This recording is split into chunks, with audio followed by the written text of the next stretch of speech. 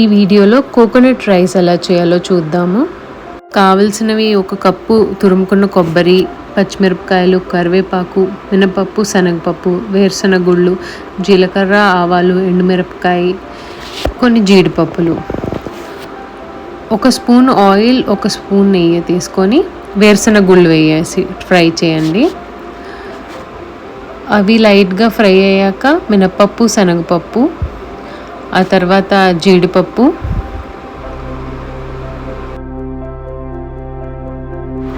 అవన్నీ వేగాక ఆవాలు, జీలకర్ర వేసుకోండి. తర్వాత ఎండుమిరపకాయలు వేసి ఫ్రై చేసుకోండి. తర్వాత పచ్చిమిరపకాయలు ఇంకా కరివేపాకు వేసి ఫ్రై చేసుకోండి.